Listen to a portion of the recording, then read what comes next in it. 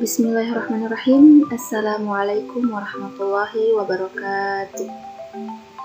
Kami dari kelompok 2 yang beranggotakan Febiana Fitriani sebagai pemateri, yang kedua Indriani Amalia sebagai pemateri, dan yang ketiga saya sendiri Multiara sebagai pemateri.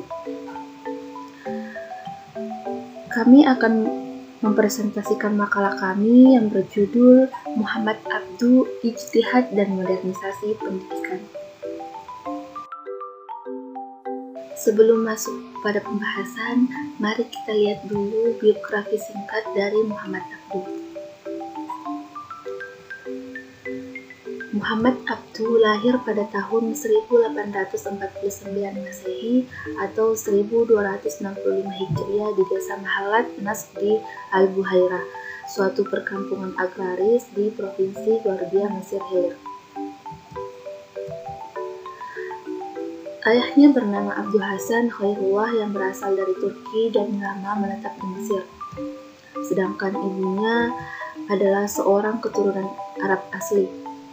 Menurut riwayat, silsilah keturunannya sampai kepada Khalifah Umar bin Khattab. Kedua orang tua Abduh hidup pada masa rezim Muhammad Ali Pasha. Pendidikan Abduh berawal dari pendidikan yang diberikan ayahnya sendiri di rumah sejak usia dini. Pelajaran pertama yang diperoleh adalah membaca, menulis, dan menghafal Al-Quran. Abduh mampu menghafal Al-Quran dengan waktu yang cukup singkat, yaitu 2 tahun tepatnya pada saat ia berusia 12 tahun. Di usianya yang ke-14, Abduh dikirim ayahnya ke Tanta untuk belajar di Masjid Ahmadi. Di sini ia mulai belajar bahasa Arab, nahwu, dan fikih. Namun ia merasa kecewa dengan metode yang diterapkan di lembaga tersebut yang cenderung hanya mementingkan hafalan tanpa memperhatikan pemahaman. Akhirnya, ia memutuskan dan melanjutkan studinya di Al-Azhar karena Abduh meyakini bahwa Al-Azhar adalah tempat yang cocok untuknya. Namun ternyata, Abduh juga menemukan hal yang serupa dengan apa yang ia alami di Tanta, di mana pembelajaran di Al-Azhar juga masih menggunakan metode hafalan. Metode ini diyakini Abduh akan merusak daya nalarnya. Abduh merasa kecewa hingga akhirnya ia memutuskan untuk menekuni dunia mistik dan menjadi sufi. Pada tahun 1871 Masehi, Abduh bertemu dengan Jamaluddin Al-Afghani dan berguru kepadanya. Dari Al-Afghani, Abduh mendapat pelajaran atau pengetahuan tentang filsafat, teologi, ilmu kalam, ilmu pasti, jurnalistik, bahkan politik. Abduh merasa puas belajar dengan Al-Afghani karena Al-Afghani menggunakan pendekatan dan metode yang selama ini diharapkan Abduh. Kegalauan Abduh pun akhirnya terobati dengan kehadiran Al-Afghani tersebut. Abduh pun menjadi murid kesayangan Al-Afghani. Selanjutnya, latar belakang pemikiran dan ijtihad Muhammad Abduh. Di antara beberapa hal yang melatar belakangi dan mempengaruhi lahirnya pemikiran dan ijtihad Muhammad Abduh adalah sebagai berikut. Yang pertama, sikap hidup yang terbentuk oleh keluarga dan guru-gurunya, terutama Syekh Darwisi dan Sayyid Jamaluddin Al-Afghani. Yang kedua, faktor kebudayaan berupa ilmu pengetahuan yang diperolehnya selama belajar, baik yang bersifat formal maupun non-formal.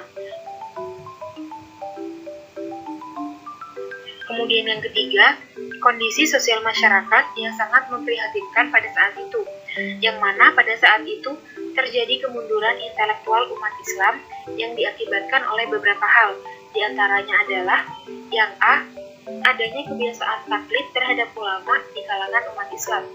Yang B, Muhammad Abduh melihat bahwa salah satu penyebab keterbelakangan umat Islam yang amat memprihatinkan adalah hilangnya tradisi intelektual, yang mana pada intinya ialah kebebasan berpikir. Kemudian yang C, kondisi lemah dan keterbelakangan kaum muslim yang disebabkan oleh faktor eksternal, seperti hegemoni Eropa yang mengancam eksistensi masyarakat Muslim dan realitas internal seperti situasi yang terjadi di kalangan kaum Muslim sendiri. Kemudian dalam salah satu karya terkenalnya, Modern Trends in Islam, sebagaimana dikutip oleh Yasman Shah, menyebutkan ada 4 agenda pembaruan Muhammad Abduh. Keempat agenda itu adalah pemurnian Islam dari berbagai pengaruh ajaran dan amalan yang tidak benar, yaitu yang pertama, purifikasi, yang kedua, reformasi, yang ketiga, pembelaan Islam, dan yang keempat, reformulasi.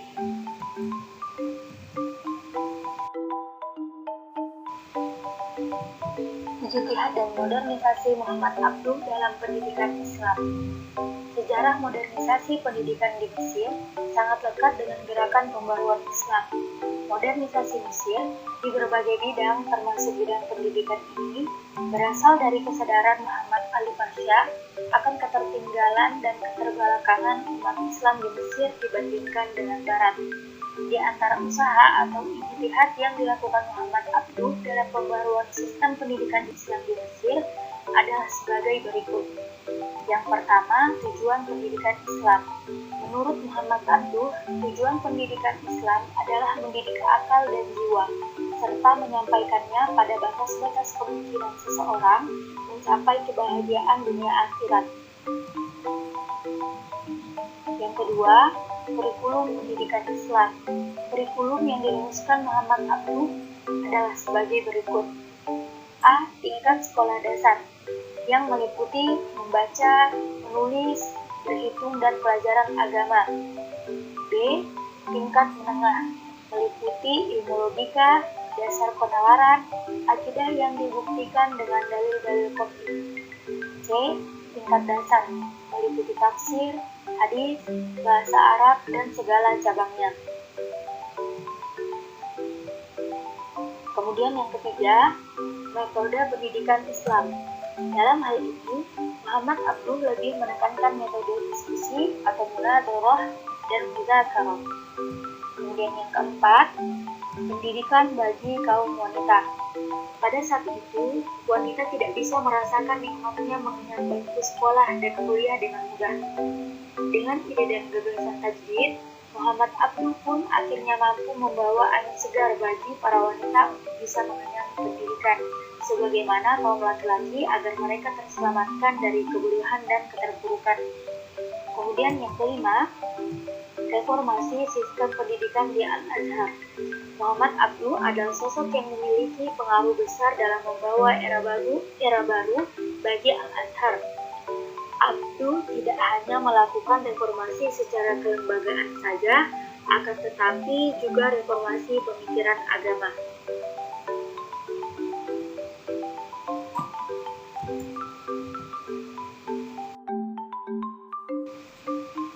Kemudian yang C, rekonstruksi pendidikan Islam Muhammad Abduh bagi pendidikan Islam di Indonesia. Setelah dibahas dengan seksama mengenai pemikiran dan realisasi pembaruan sistem pendidikan Islam yang dikemukakan oleh Muhammad Abduh, ada beberapa hal menarik yang dapat dijadikan sebagai bahan rekonstruksi bagi pendidikan Islam di masa sekarang, khususnya di Indonesia.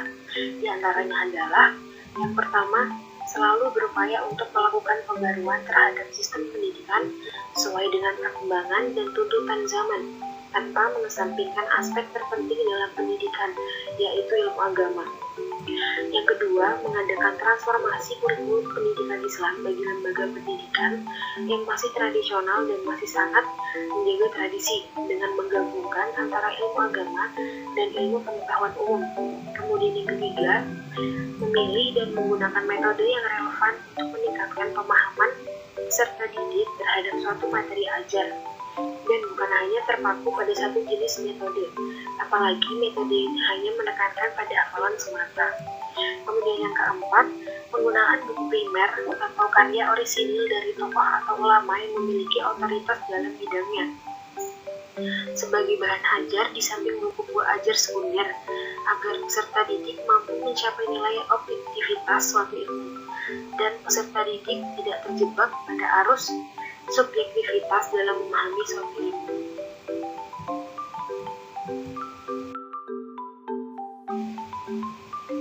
Selanjutnya yaitu kesimpulan.